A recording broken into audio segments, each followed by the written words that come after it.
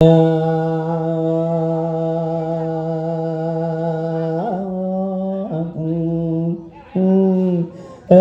งปาริโยสานเสียงกระแสเสียงสำเสงสารพันพาเบาสุดสาวสวงสิลงฉันสิได้สอดส่งธรรมภาคเอามาไขเพื่อสนใจต้องคิดเหตุครองบ่มองมัวปรับปรุงตัวให้สูงล้ำตามธรรมพุทโธวามหวังว่าญาติพี่น้องลุงป้าสิอ่านเห็นเดี๋ยวนี้อดบางเน้นเอ็นป้องกองการเอิญวิญญาณผู้ตายไปให้ห่วงโมตนาหนอผู้คนย้ายที่มาหลอกโมลูกหลานที่มาหลอกอย่าเสียวเสียงให้ตั้งเคียงอย่าพี่น้องตลอดเคียงให้พี่อันพร้อมกองกับใจอันกองบุญของทานพาเวทตกแต่งไว้ใต้เทียนซองเพื่อบูชาฉันสิมาใครก่อนแจกทานว่าวันเอิญสิขอเดินเชิญทานดวงวิญญาณในคงเตาผู้ที่มุดมอดห่วยกะวังเพิ่ง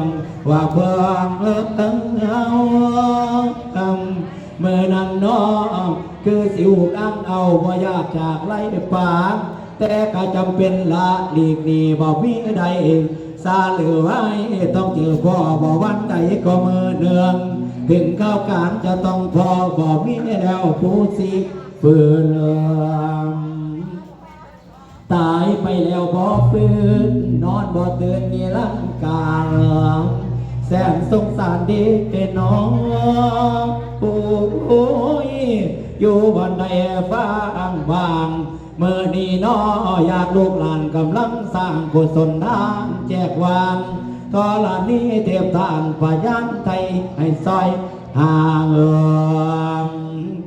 ว่าสาธุสาธุสาธุเด้อโอ้ย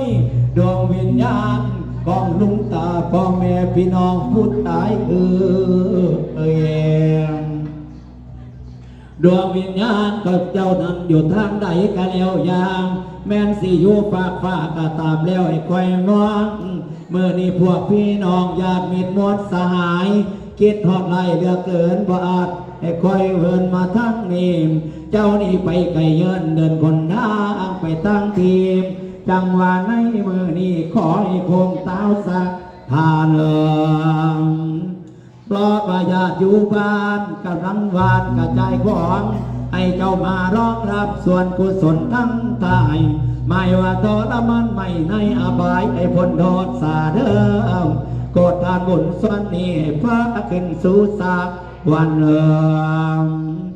ถ้าวิญญาณของเจ้านั้นเน่าเต็นสาขาไหลให้พิญโยกเกษมสุขจวนิรันยามิอ่อนสนุกนอนสนุกเติมอยู่ทางปลางเบียมันแทนอย่าได้มีอาแคนเกษมสางว่าห่างไปญาติผู้อยู่โลกไตอะไรยิ่งก็จำเป็นคิดอยากเห็นเจอพบแต่บ่มีทางแล้วมันก็จำเป็นแล้วแต่ความตายเป็นของเทียมเมืองบ่ตายโลกไตหาได้ก็บ่เอาเมียคิดเห็นเด้พ่อแม่เอ้ยคิดเห็นเด้คิดเห็นเขาตั้งแต่กี่ตอนเจ้าอยู่เป็นคนเคยอาศัยใส่พิงเพิ่งอิงตาพองมวยตอนเจ้ายังอยู่น้ำด้วยการงานบอกข้ามกองมาคิดเห็นดีเป็นน้องโอ้ยเคยกินข้าวหวมผ้าเคยกินปลาหัวปีกแต่ข้าวกี่ว่าก่อนหลังขันคิดไปคิดมามันหลดจุกสั่งมังเนี่ยนางในสงครามบ่มีวันที่เจอพบสื่อว่าตายสลายล่างแม่นวิญญาณไปเน่าข้างอยู่ทางไหนก็ตามสร้างเกินมาเดิมโอ้โอ้โอ้โอ้ยเกินมาเดิ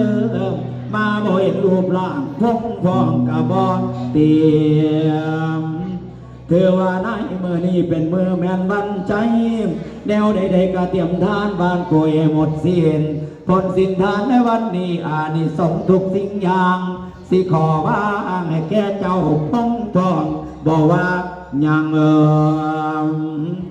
จังว่ามาเดิมโอ้โอ้โอ้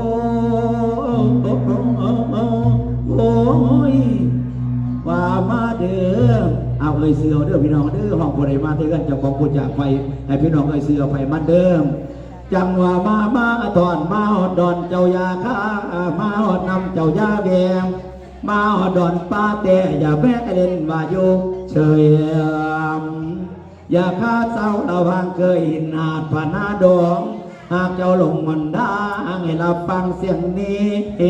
มาดีๆเครื่องแขนมันสั่งไปเลื่อมสาสิ่งที่แล้วมาโปรดจงยกโทษให้อภัยบางทุกปากเด่นกำเลือเวทที่เคยล่วงสิ่งต่างปวงให้หายโทษโปรดจงรับทราบขอความแจ้งเต็มสนองเมื่อนี้ญาติพี่น้องกำลังแต่งกองบุญหางให้มาโมทนาดอมแล้วจังเมืองฝางญาติกากับเพียงพร้อมตานองบุญในหนุนซองสมประสงค์เถิดญาติพี่น้องผู้ตายบรรพบุรุษหลุดค่อยเนี่ยให้งบฝ่าว่าตาวมานั่นละเดิมสาตาเอ้ยโอ้โอ้โอ้โอ้โอ้โอ้เดียม